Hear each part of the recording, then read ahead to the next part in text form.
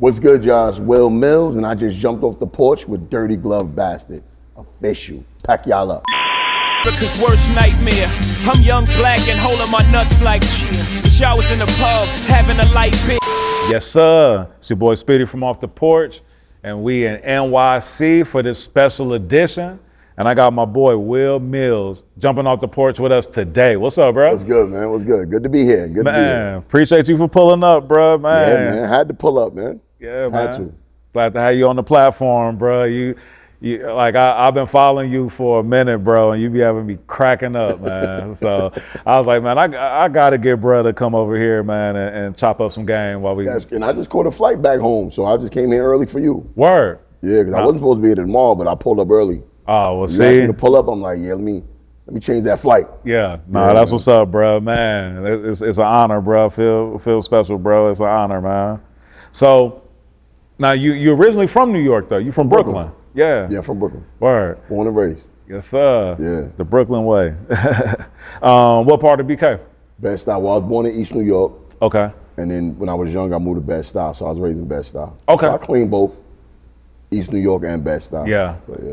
They say East New York. That's that rough side of Brooklyn. Yeah, so I'm from the Bammers. Yeah. From the Bammers houses. You know, Cocky Kai, he's from over there. Yep. Fresher, he's from the Bammers. And Uncle Murder from down the street, Pink Houses. Yeah. Word. Okay. So what was it like for you, coming up in Brooklyn and, tapping into both sides of it from, East New York to Bed-Stuy? It was fun, man. It was fun. I stayed out the way a lot. Nobody really want to hurt the funny dude. But, I had my fights growing up as a kid, but for the most part, I was raised by my aunt.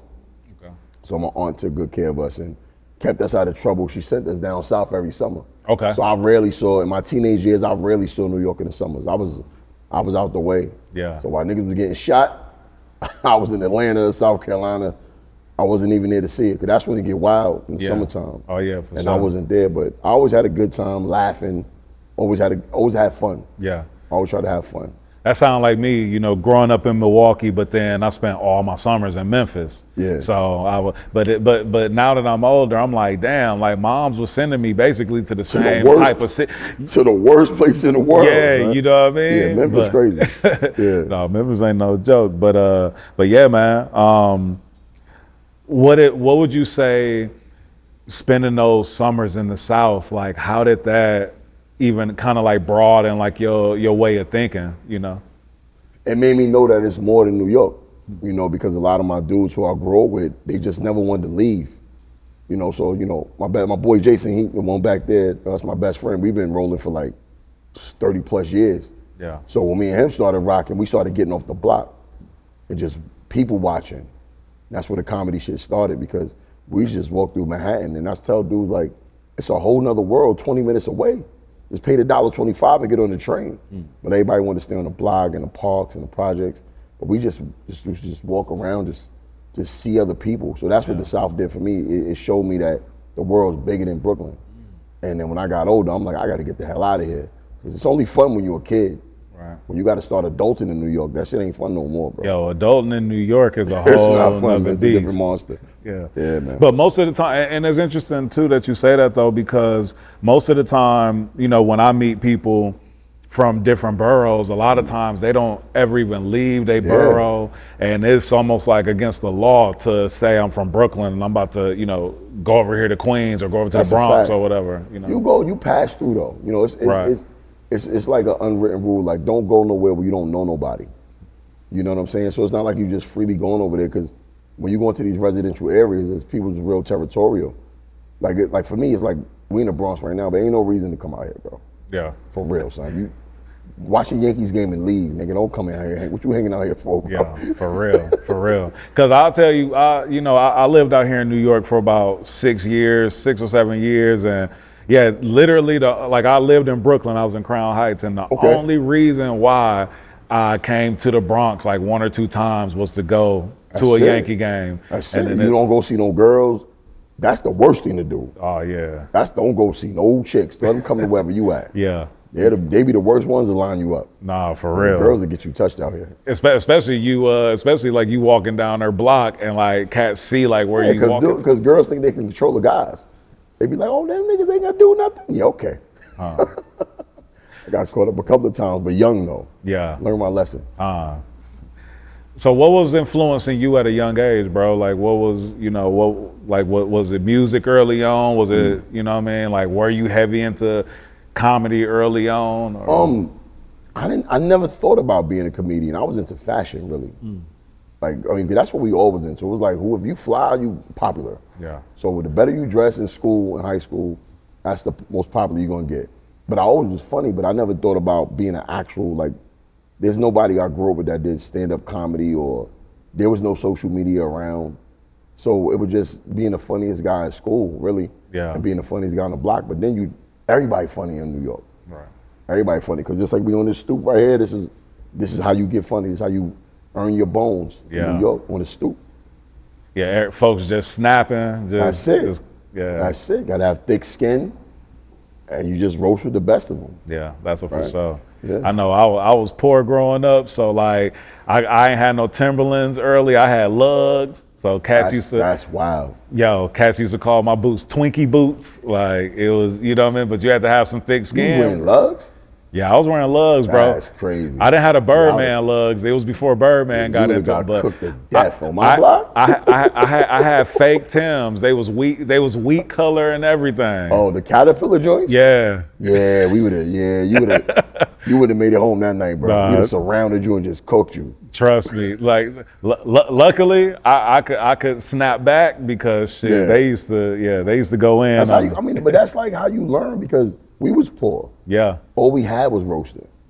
So it's like, you walk into school, somebody talk about your clothes, it was essentially bullying, but don't let them bully you, because it's only bullying if you let them. Right. You fight back, you ain't get bullied, even if you lose. Right. Somebody punch you in your face and you punch them back and they beat you up, you did not get bullied. Yeah. You fought back. No, it's real shit. Right? You're only getting bullied if you don't do nothing. Yeah. At what point would you say you jumped off the porch? Pretty young. I'd say about like 14. 14, I was outside, but my aunt was strict, man. I mean, we really couldn't do much. I was off the porch, but I had a curfew. Yeah. I had to be home for the street lights went down, or it was on. Yeah. And my aunt was so wild, like, if we missed curfew, she locked the door. You ain't even getting in the crib. You got to sleep in the hallway for the night. Yeah. So yeah, you learn real fast to get in the house. Word. So yeah, she Now- had a tight ship over there. Now, I also, in doing my research, man, I saw that like your aunt actually adopted you. Yeah. Yeah. Yeah. And so, now you were in the system for a second, like you with a foster Yeah. care or whatever. And so then, how long was that? Like two years. Yeah. So we was with my mother, drugs was there. Rest in peace, my mom passed last year. Oh man, I'm October sorry to hear 29th. that, So bro. my mother's always been in my life. So, she went through what she went through, crack era, her and my father together. So we actually got taken away from my mother, and then we was in the system for a couple of years, and then my aunt got us out. And then my aunt raised us, but my mother was always there, Yeah, but we just didn't live with her. She lived in Queens, we lived in Brooklyn, got you. and my aunt raised us. My aunt was real strict. Every weekend we'd be at my mother's house, cutting up. So my mother's where I honed my comedy skills at. My aunt was like military school. It was like being in jail, one place, and then work release. That's what it was. I'm telling you, my aunt, through the whole week, it was militant, school, bed. But my mother on the weekends, Yeah. it was having fun. That's where the nurturing came from. Word. My aunt put the structure. So that's how it was. Got Yeah. you. Yeah. So you kind of had a balance where 100%. aunt was super strict, but then you can go over here to mom's house and she gonna kind of She'd keep us in check too, but it was fun. yeah. It was fun because we didn't live with her, so she made up for so much time just by showing so much love to us. Right. And And what music were you listening to? Back then when you was coming up, like who was hip influencing hop, you? on reggae, that? because Brooklyn is like little Jamaica, really. Yeah. So back then, dance all heavy. I was a dancer too. So Oh, okay. that was the one. I forgot to say that. That's what I was really doing. I was battling. I was a dancer. Like breakdancing or like break what? dancing. So it was like Bruck Up. That's a form of reggae dance hall. So I would, me and my guy, we would walk through the hood looking for somebody to battle. I'd be battling everybody. Yeah. That's what I used to do. Huh. So That's how I got popular in the hood dancing. Word. Yeah. So then the West Indian Day Parade, like it was. Nah, ain't no battle. Listen, West Indian Day Parade, you better play nice. Listen, I went out there one summer, 1997, and I went out there for the parade, and I had on a lime green Versace T-shirt, black jeans. I had on the playoff Jordans and a lime green Versace hat. And the Bajans, they walk around with super soakers full of paint. And if you look too clean, they'll spray you with it. And they destroyed my whole Versace outfit. Yeah. What you gonna do? You gonna fight the Bajans? These niggas walking around in diapers, bro. They beat your ass. Yeah, folks, that crazy. Yeah, you didn't want to. It was nasty, bro. It was nasty. So you eventually ended up going off to college. Yeah, to Florida. Oh, okay. Yeah. To Florida. Okay, word. Yeah. So he was already out there. Okay. Jason was already out there. So like I said, me and dude, like he kept me out of trouble. My boy kept me out of trouble because my block. So New York is like, you can live on a whole one street away and it's a whole nother world. So my block was crazy, but his block was one block over, but it was calm. His block was brownstones. Yeah. So I hung out with him just to stay away from that shit. So even when he moved to Florida, I'm like, yo, bro, New York whack, bro. I need to get up out of here. So I left. Yeah.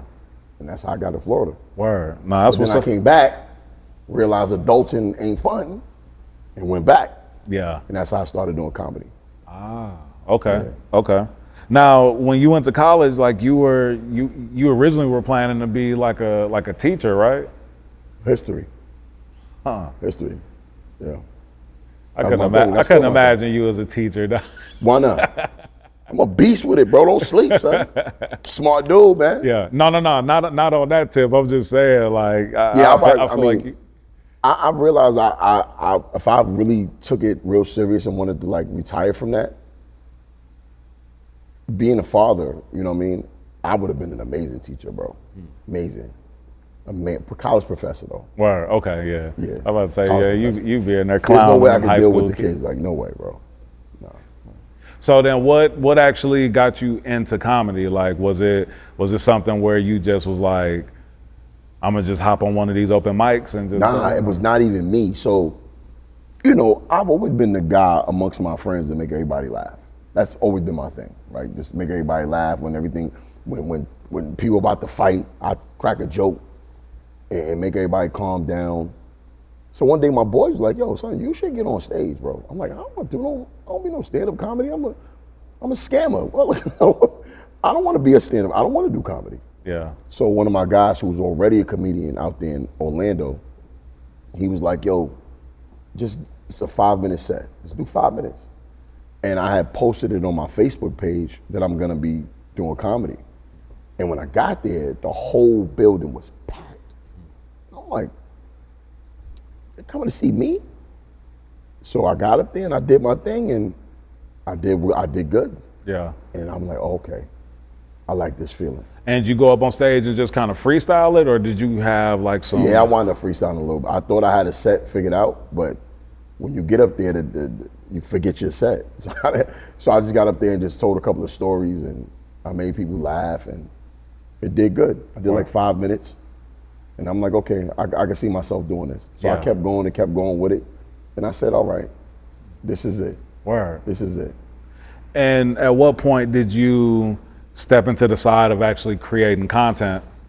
I always did. I just didn't know my lane, right? I was doing skits at first because I thought that was the thing to do. I sucked at that. And then I just was, what was I doing?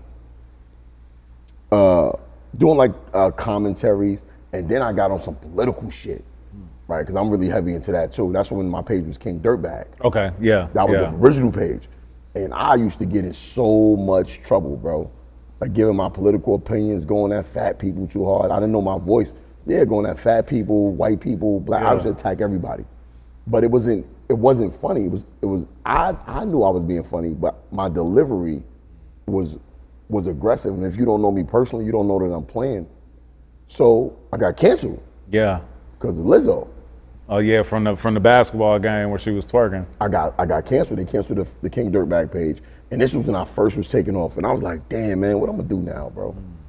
So I just built it back up from the ground. I said, let me get rid of this King Dirtbag moniker.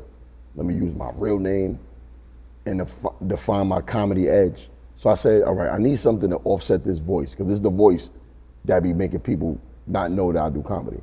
So I said, let me add a music behind it that makes no sense. So when you hear my videos, you always hear this elevated music in the background. So that kind of offsets the aggression. So long as that music is playing, I can be aggressive as I want to be, because that music is telling you it's a joke. Yeah.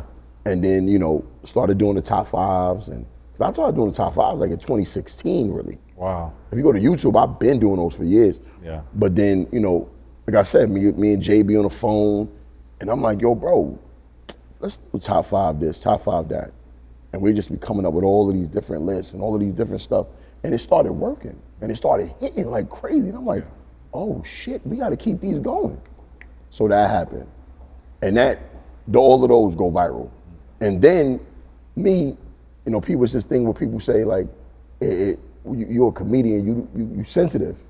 Yeah, I am, nigga. Like, yeah, I admit it, bro. I don't like nobody talking shit about me. Yeah. So I'm like, yo, I'm a comedian. My job is to tell jokes, not get joked on. Right. And in the live studio, in the live stage, if you talk shit about me, if you heckle me, I'm gonna roast you. Yeah. So I'm like, okay, this is essentially what they're doing here too.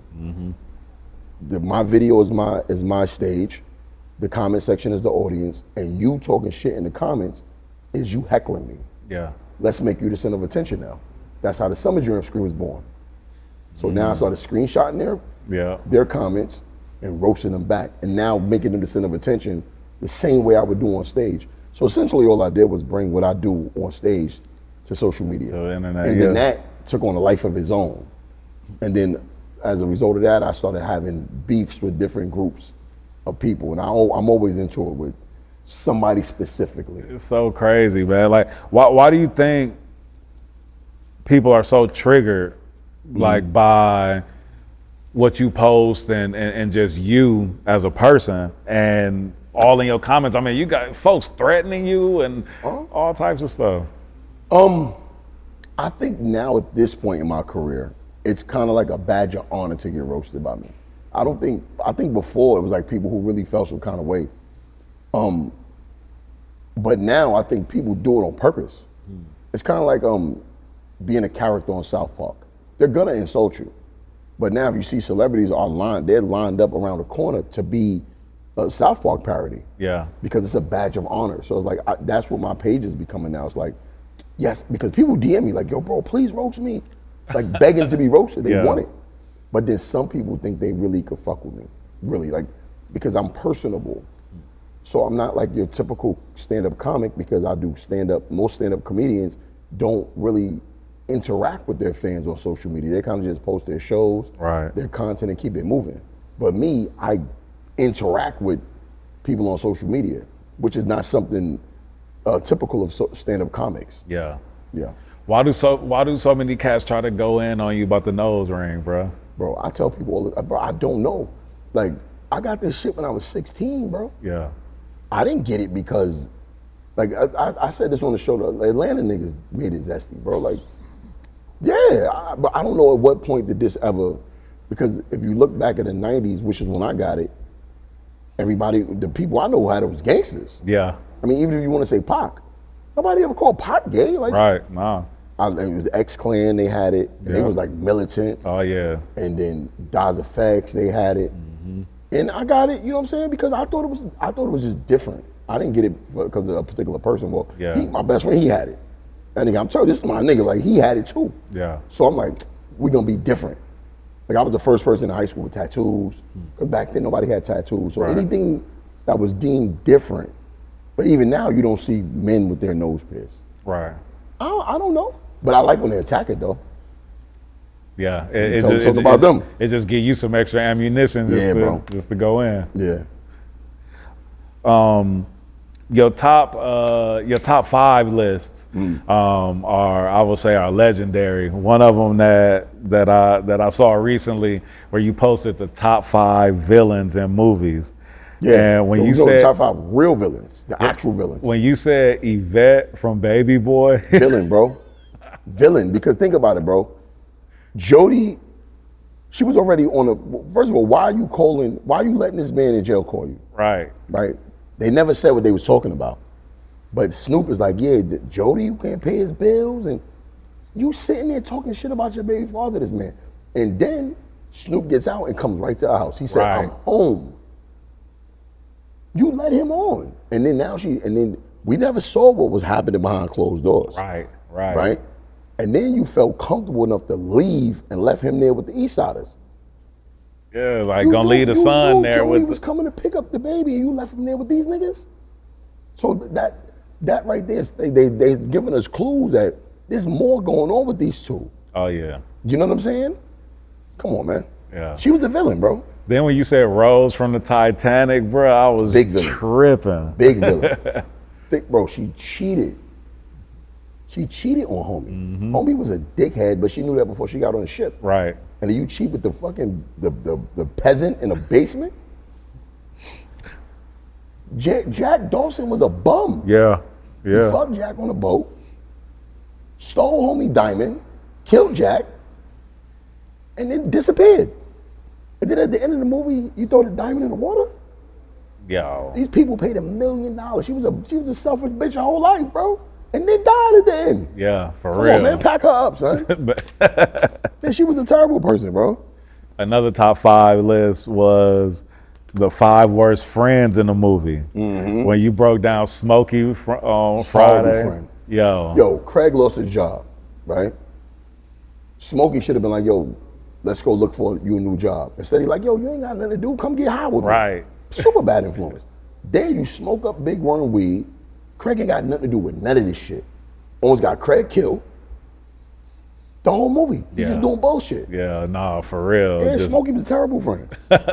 And then Tony Montana, I'm like, damn, Tony was one of the worst friends worst friend, ever, bro. Because he should have did that to him. Yeah, he shouldn't have Manolo- murked his partner. Like, First of all, Manolo the one got him out the. He got him out the reservation where they had him at. Yeah. Under the bridge. He got him up out of there. He got the job for him. He saved him from getting his head chopped off with the chainsaw. oh yeah, when he was in the. And when got they- shot for him. He took a bullet for him. Yep. Nigga, he actually married your sister. He wasn't smutting out. Right. He married her, bro. Right. And you killed her? Come on, man. Nah, well, right, bro. What's one of your most popular top 5s that you've done? Shit. Well, my Or favorite. your favorite? Okay. I love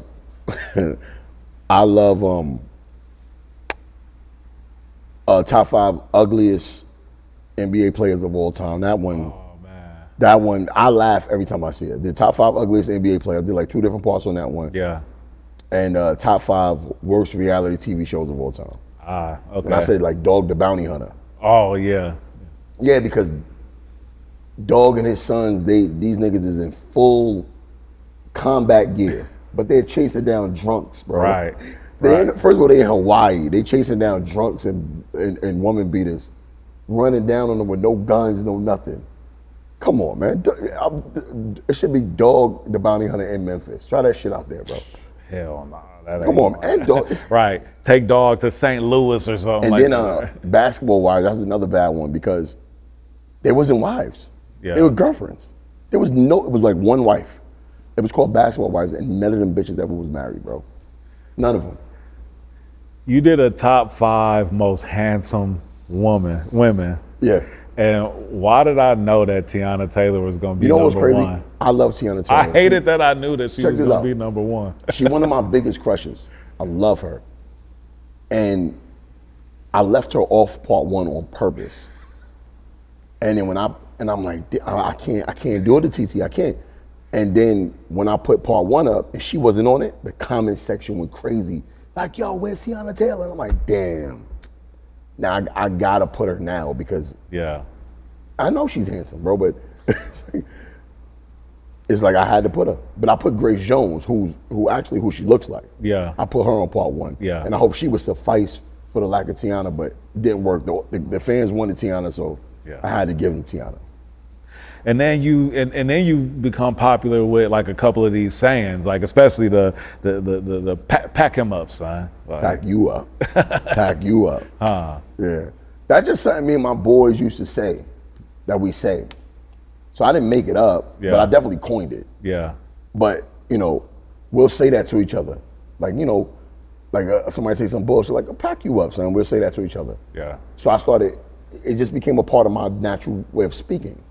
And then people started to like it. Like, that shit is, so I'm like, so now it's deliberate. Yeah. Before, I just really talk like that. But before that, it was nasty work. Yeah. But I didn't create that either. That's just another thing that I say. Yeah. And then it went crazy. And then this corny comedian started saying it and trying to make it his own. So I stopped doing it. And now nobody say it no more. Why you and Mozzie been going back and forth, man, on social media, man? Where that beef come from? I'll admit, I started. So he posted a video of him wearing large quantities of spoons around his neck. Spoons and rhinestones, right? And then he said, yeah, you know, I got about 3 million on my neck. And I made a video and all I did was like this. So I did. The shit went viral. And then Fab and everybody was in the comments. So he got mad about that. It wasn't me, it was the comment section that fucked with him, right? So then he made a video about, I did was this. He made a video, and then he made like a 3-minute video about me. So I'm like, bro, we're not gonna do this. Like, you're not gonna win this. So instead of dissing me back, he started talking about himself. Right? Like, somebody gives a fuck, bro. Like, who cares that you got, first of all, we all know what you're doing is fake. You've been exposed on several platforms. So it's probably not a good idea to do this. But once again, I realized that he's one of them shameless guys. He doesn't care. He'll do anything to be famous because he's lying to be famous. Like, you're literally renting out like this, like he's renting out fake studio, like fake private jet. Yeah. He literally rented a fake jet, like a room designed as a private jet, and said he was in a private jet. Like, bro, you gotta be something wrong with you, nigga. Yeah, come on. So now. if you lie about some shit like that, we know what you're doing. So then the jeweler who made the fake chain for him, reached out to me. Yeah, I could have put that out. Somebody else sent me the videos of him stripping. I said, damn. And I said, you know what? Let me leave him alone. Because I'm gonna kill him because I know cars too. So he always talking about his Rolls Royce. It's cool to have a Rolls Royce, bro. Rolls Royce is a beautiful car. It's a statement piece. But your Rolls Royce is from 2010, bro. He said something about my Escalade. I have a new Escalade. Shit is over 100K. Yeah. He has a 2010 Rolls Royce. Bro, it's like 50 bands. That's obtainable by a middle class person. Yeah. And I'm pretty sure it got like 500,000 miles on it. So I say, yo, show the dashboard. You keep showing the car, show the mileage. Yeah. Because I know that's an old car. He's like, yeah, but I got the pink slip. I'm like, why does that matter, nigga? You better have a pink slip. Yeah. If you bought a 20-year-old car, my nigga.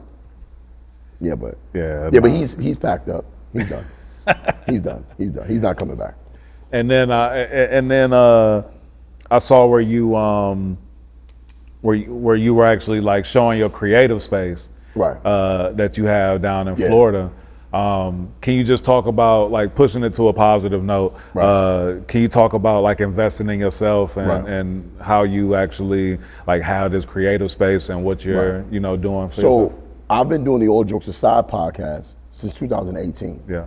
And I'm 225, 26 episodes in. So I used to, rent out different spaces to record, use my house, my man cave, or my garage. So I said, you know what, I need to be able to have a place of my own to where I can actually create, where I can do my podcast, where I can do these skits. So I bought All Jokes Aside studio. Yeah. And, but I tell a lot of people, like, you can't just worry about the what you're gonna make back. Right? If you worry about what you're gonna make back, you're not gonna ever make shit. Even with doing stand-up, bro. When I take openers on the road with me, if they ask me, yo, how much I'm getting paid, I'm not taking you with me. Don't ask me because you're gonna get, because you should be focused on opportunity. You haven't made it. Like you're a 10-minute comic, bro. Yeah. You know what I'm saying? So you gotta put in the work and invest more into yourself than anything. You can't count it as a loss, bro, because how you know how far it's gonna go if you don't put the money into it? Yeah. So yeah, so I bought All Jokes Aside studio, TV and media studios. So that's where I create my content. That's where I film my studio, and that's where I just go to relax and have that space to where I can think. So. Do you prefer being on stage in front of a crowd, or developing content and even just being in content or in film, things like that? Definitely on stage. I love being on stage. I mean, the movie stuff is good. I've done a movie. I love doing online stuff, but the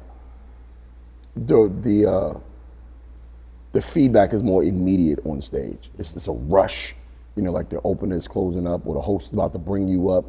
You can just hear the roar of the crowd, and you get up there, and then after the show, you get to give people, hug people, and they buy merch, and they tell you how much you inspire them, and it's like that's my shit right there. Yeah, I love that. Word, I can dig it.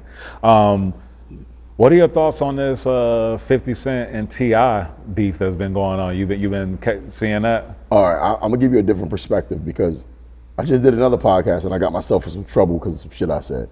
Yeah, let's not have 50 trolling but now, you. Because this stuff is moving fast. Mm-hmm. I think 50 took it to a different place, right? Because he's not engaging. Right. So 50 might have checkmated him without checkmating him. So 50 removed all the posts, everything. Yeah. And he's not responding. And now you got Damani, T.I, even the little baby girl. The little girl, the little one. She just dropped, they did something with her. Yeah. They gave her the camera. Did you see this? Yeah, the little girl's rapping now. Like, it's cute, but she's getting involved in the whole thing. And it's like, all right. When you don't respond, and they're the ones talking, what are they doing now? They're talking to themselves. Yeah. You see? It's only engagement if the person you're talking to is responding. Right. 50 doesn't care. Right. Right? And that's like 50 is really heavily invested in the 48 laws of power. He understands how this shit works. Mm-hmm. And he's in it for the long game. Mm-hmm. T.I got music dropping right now. His sons is dropping music. So they really could use this. Right. Right? Because people are getting an opportunity to see T.I rap again, which is great. His son Damani is a beast. Because T.I and them are used to being a laughing stock. T.I flopped on his comedy shit because he's not a good comedian, but he can rap. Yeah. People were making fun of Tiny's looks for a while. King has been the butt of many jokes. So they're used to taking L's. 50 has never taken an L. Right? Now 50 engaging T.I is an opportunity for him to lose, because he can lose that. Because T.I is a better rapper than 50 Cent. Right? Even taking the verses. 50's not gonna position himself to take any L's. Right? So how do you avoid the L? Just act like it never existed in the first place. Yeah. So don't rap and remove all the pictures and just let them do it. Yeah. That's how 50 Cent wins. Calmly. Because it's not a rap battle if the other person don't say nothing. Right. It's some sucker shit, but it's fucking brilliant. Yeah. It's like I wish 50 would have responded to Fab and them when they did. You wish that he would engage in that rap battle, but he's not. He's not. This is the coward shit that 50. Listen, he knows what he's doing. Yeah. If you don't say nothing to somebody who's saying something to you, you're talking to yourself. He's ignoring you. Yeah. Which makes you feel stupid in a way. But for T.I and what it did for his family is to show the talent of the Harris family. Get some fake pity from black women for Tiny. Oh, don't touch some black women. Y'all ain't say shit before. People been talking about how this woman look, and now all of a sudden it's a big deal because 50 said something. You know what I mean? Yeah. People has been criticizing her looks. But people pick and choose and shit like that. But this is good for them. This is great for the Harris family. T.I momentum for the family. Leave Tiny alone for a little while. And 50 like, all right, I'm not getting it. Y'all doing too much. They're mad at me right now. And all I did was agree. I defended Tiny. I said Tiny was the baddest one to escape to me. Oh, yeah. Back in the days. I said that. And because 607 Unk. You saw that? He said something. Yeah. I ain't say nothing. I just laughed at his joke. Yeah. Now I'm in trouble. I got niggas in Atlanta sending me death threats. Listen, Atlanta, I have no reason. Listen, I'm gonna come to the shows anyway, bro. If y'all wanna come fight about a T.I. post, feel free to pull up. Stand your ground is in full effect, nigga. Yo, you made a comment, you made a joke earlier where you were talking about, when we were talking about the nose ring, and then you said something about Atlanta, like, made that, you know, funny style or whatever. Now, did you see Dogface, his comments about New York? And he said that New York actually started, like, the gay, like the gay culture in hip hop? Yeah, that's all he said. And I would love to respond to him on that. And I've been wanting to. So what they'll do is they'll take one person and make them the example, right? So if this one person was doing something, that's not what we was doing in the street.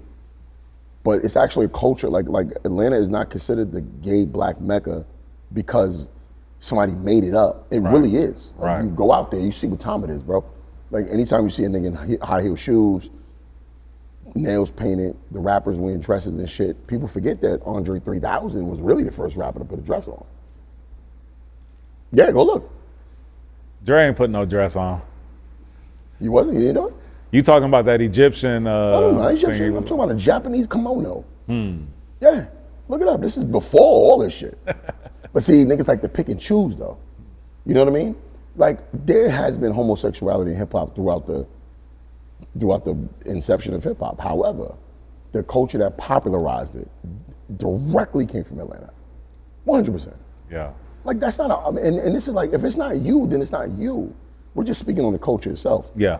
There's this shadow over it that people always say, oh, New York always hates on the South. And I'm like, where? Like that's never happened before. I can find you a million videos where you just see South dudes, oh, you New York niggas ain't welcome in the South, blah, blah, blah, blah. And you will find because we actually love the South, because our grandparents and aunts and uncles are from there. So we go there in summertime, we move there. Yeah. But you never see them move here though. They don't never move to New York though. Shit's too expensive up here. But they never do. But they say shit about New York and they never been in New York. Yeah. They never step, oh, you New York niggas are soft. Bro, come to New York and say that.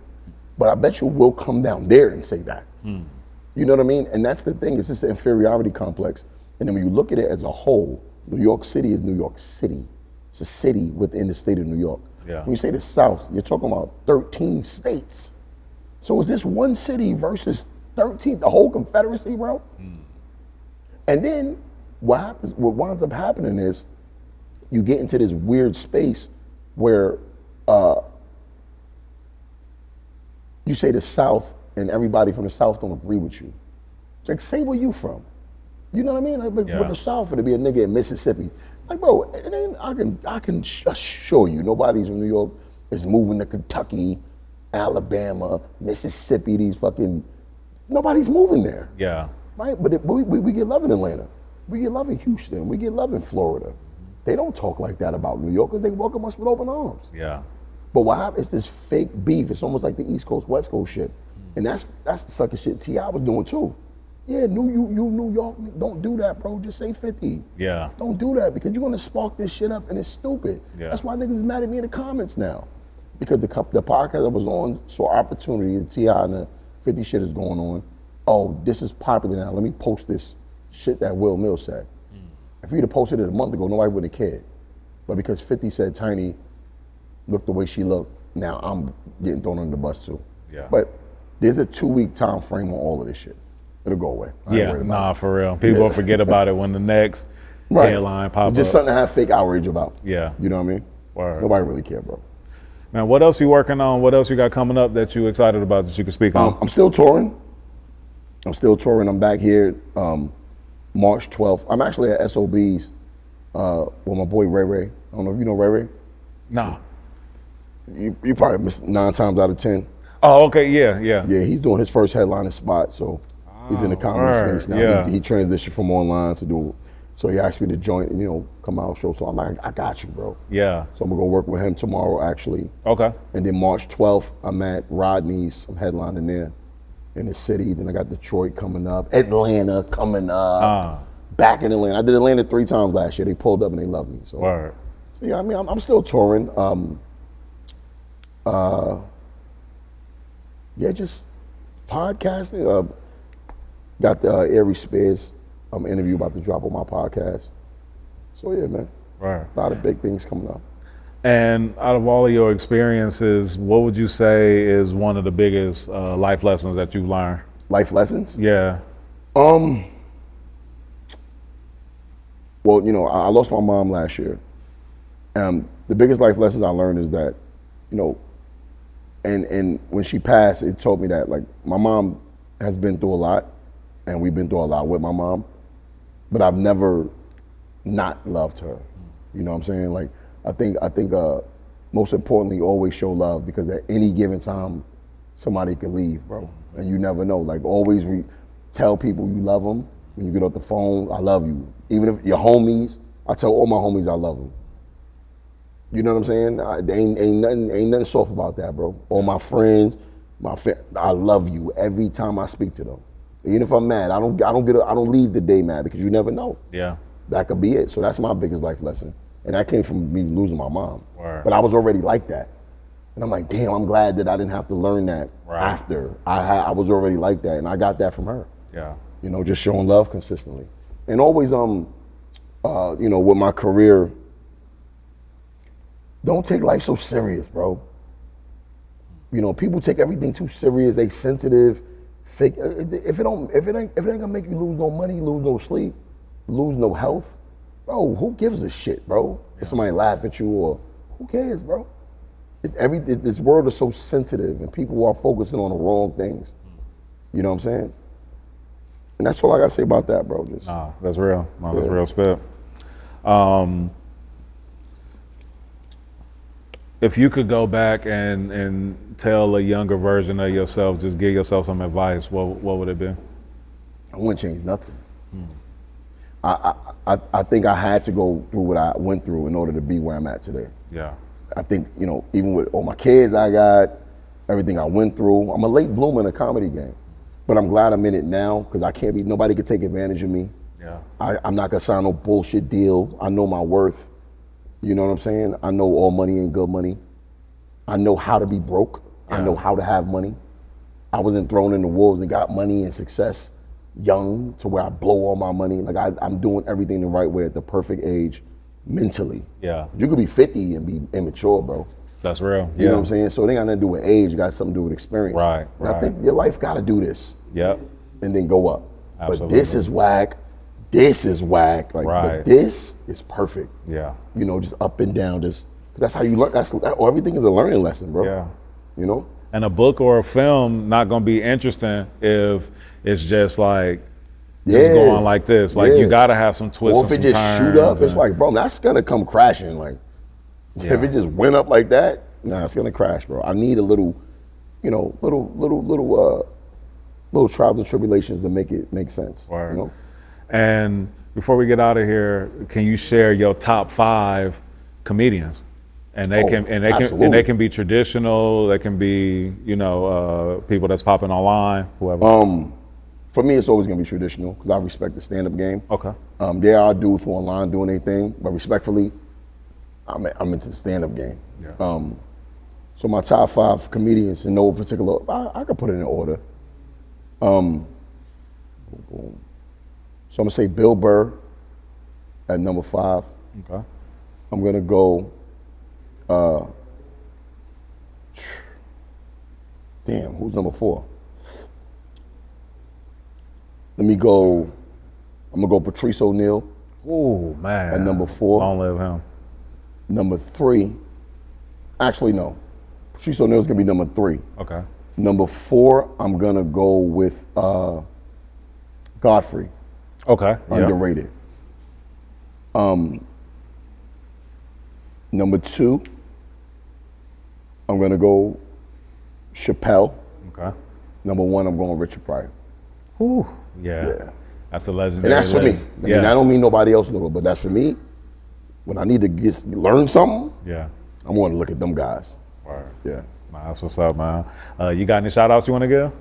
Shout out to Free. She just walked in there. You know what I mean? Throwbacks. Remember I said wanted to, her back there?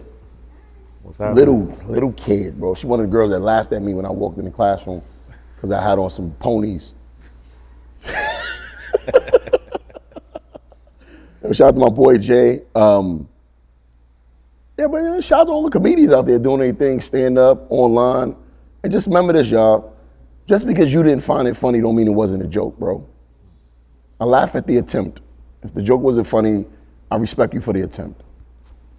You know, stop attacking comedians. Let us do our thing, bro. We supposed to cross the line. How you know what the line is if we don't cross it? Right? Yeah. Yeah, man. Nah, that's real spit.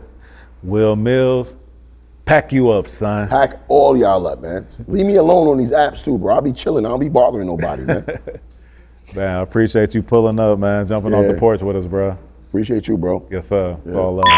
You buy by here, you need a gun. Niggas might drive by here, you're having fun. Racing all your hot rods there, downloading all our music on your iPods.